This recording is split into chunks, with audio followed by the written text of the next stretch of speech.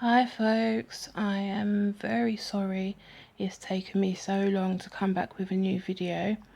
In the time since I left you with that kind of bumper 3-part situation, I have moved house yet again, and I have come back into my flat, which is now adapted for wheelchair use, so no more getting stuck in the doorways. Hurrah. Um, there hasn't really been very much change on the medical front, with the exception of yesterday, where I ended up in A&E for the entire day because I was having chest pains and breathing problems that really got out of hand. They were really kind of painful and just they were not a nice thing basically.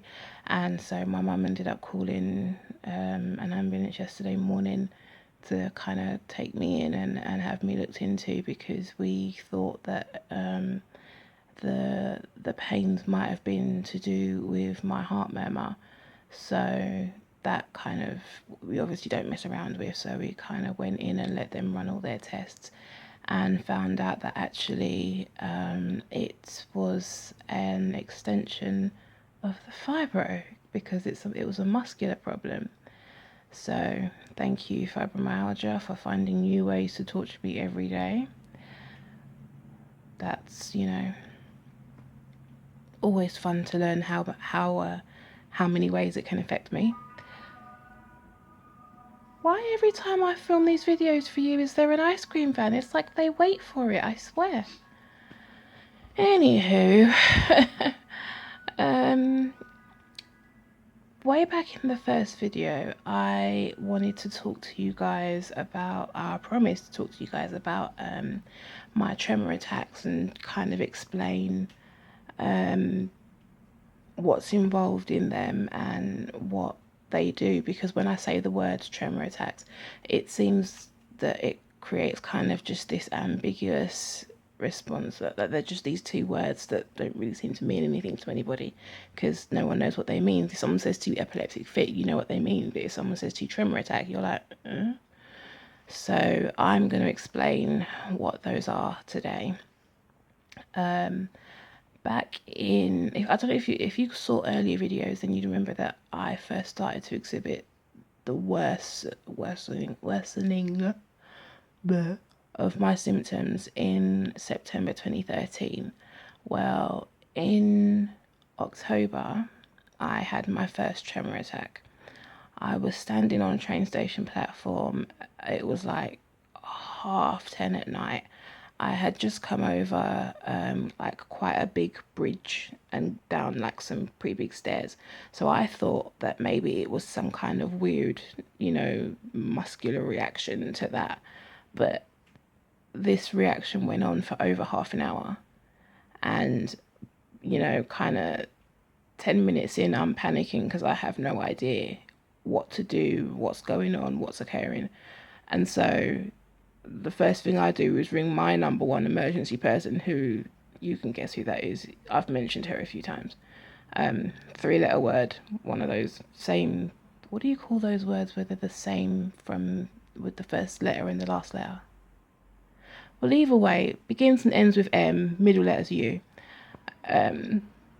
So I called the emergency service, my emergency service, and she just had no clue what was going on either, and she just kind of told me to sit down, and which was a bit of an awkward thing because I couldn't walk it off, literally. I did try, I couldn't walk it off, but because I couldn't move properly, I couldn't put weight on the leg, so I had to just kind of sit down in this really awkward looking way. Thankfully there were few to no people on the platform, and just let it run its course. There was nothing else I could do really. And I'm just watching the trains go by thinking I'm going to miss the last train here, getting worried and whatnot. And eventually it kind of just calmed on its own. And I could feel this, like all the way home after that, I could feel this kind of weird cold sensation in my leg. But during the attack, it was kind of like stabbing. Like it's like not just pins and needles stabbing, though. It was like literally, you know, shards of glass or knives or something much larger than pins and needles stabbing throughout my entire leg. But it also feels electric, so it kind of feels like you're being electrocuted throughout the whole leg as well. And having been electrocuted, I'm not exaggerating here, that is what it feels like. It was really just not a fun experience. It was really painful. I didn't know what was going on. So I'm by myself, it's late at night, I'm in the dark, I'm, in a vulnerable situation. So, anyone seeing me could have just felt like, oh, this would be a good time to mug her or something like that. So I was pretty worried about the kind of situation I was in at that point. So I was pretty scared.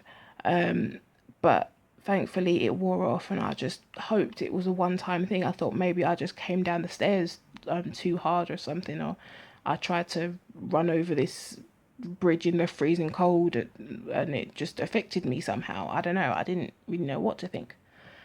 But anyway, another month passed, and then lo and behold, same train station, same platform happens again. Only this time, instead of half an hour, it lasts for 45 minutes. And I am completely and totally terrified because, aside from the fact it's excruciatingly painful, I don't know what's going on. This weird thing is happening to me again. So I see my doctor, I tell my doctor what's happening, and there's just no concern there whatsoever. He's just like, well, you're due to see the rheumatology team at Guy's next month, being December of 2013.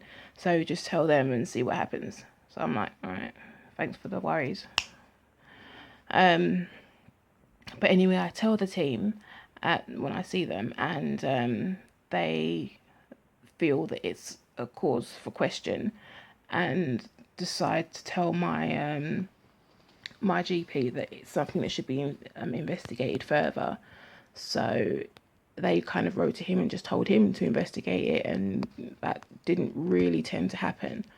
So fast forward to March of 2014, and by now they're happening sometimes several times a day, on like every couple of days by now.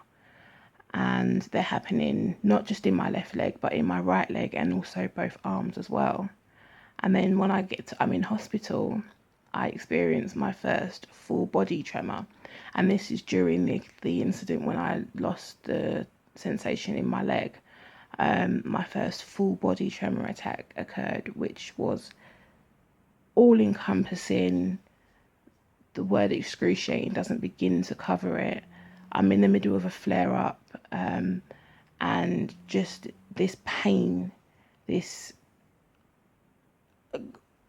indescribable, all encompassing, seemingly never ending pain takes over my entire body, to the point where I actually lose consciousness. And, obviously it was a very terrifying experience. I have had up to 13 attacks in one day. Sometimes a single limb, sometimes all full body. I've been told, experience them in my sleep as well. And they are completely and totally a thing of, well, they're mythical to my doctors, quite frankly. They don't know what's causing them. They don't know what's happening, like why they're occurring. They're completely lost and baffled by them. So they're something that are still kind of up in the air in terms of investigations. But yeah, they're just this really, really painful experience that I hope, you know, none of you ever get to experience, because it's not a fun thing. I don't really know what else to say about them beyond to just kind of explain how painful they are, the type of pain that they are, and where they can take place.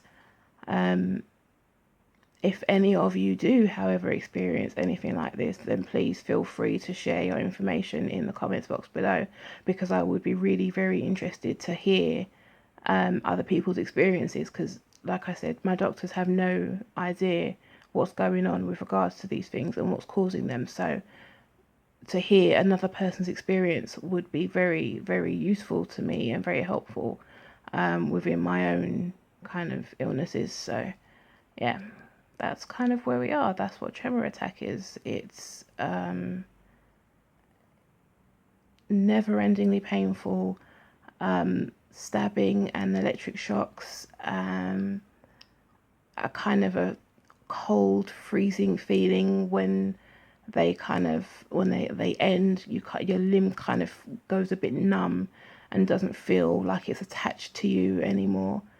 And that's about the size of it, really. Not much more else to tell you. Apart from when they're happening, I can't be held down.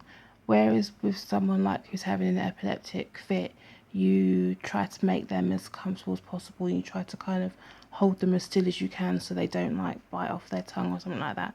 With me, the more you try to hold me down, the worse the attack gets.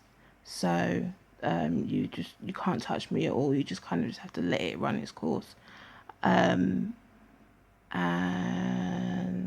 what else?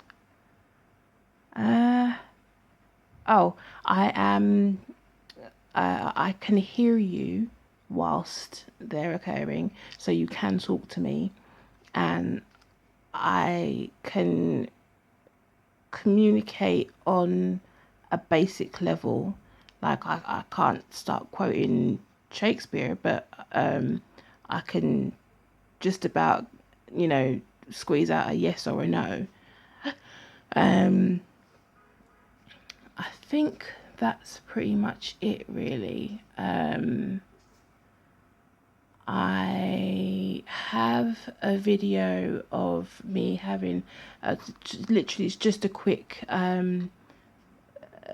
example of a tremor attack that my dentist actually filmed for me whilst I was in the chair and I started to have an attack.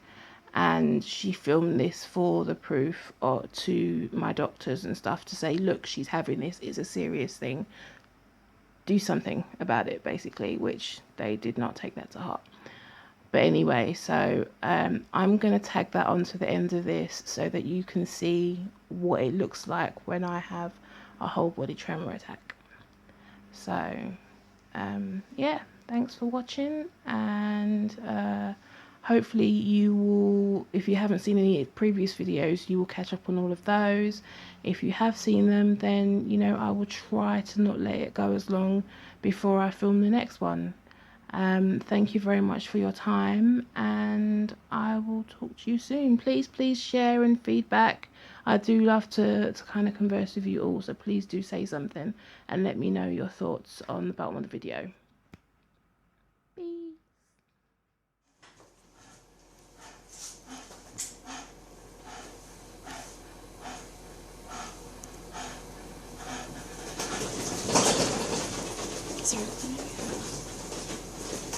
This is Erica at the dentist, just having a tremor attack, which has been going on for approximately 5 minutes now. We've had to stop all treatment. She's able to communicate, but we're not able to do anything else at all.